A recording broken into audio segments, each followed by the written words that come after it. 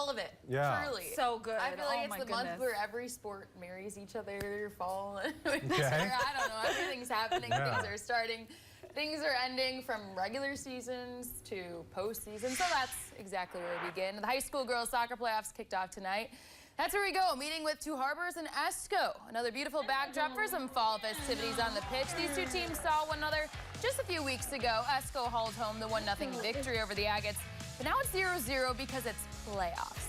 In the middle of the first half, Liberty Clifford takes hold of the ball, makes a centering pass to Celia Preener, who boots it top shelf for the first of many in this one. It's 1-0 the Esko soccer team.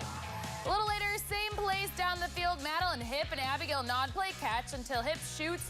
Gianna Medill gets a piece of that to cement goal number 2 in the back of the net. It's now 2-0. With 5 minutes left in this first half, things would get a bit pumpkin spicy, if you will. Caitlin McConnell has possession of the ball until she doesn't. It's loose and out of nowhere. The ball is booted to the right corner of the twine for goal number 3, all thanks to Kennedy Lammy having McConnell's back. She can't even believe her own shot, but we love to see all the smiles. After the recess bell, it would only be more smiles for the Esko soccer team, who mirrors the first half for another trio of goals to earn the 6-0 shutout win over Two Harbors to advance to the section semifinals on Wednesday.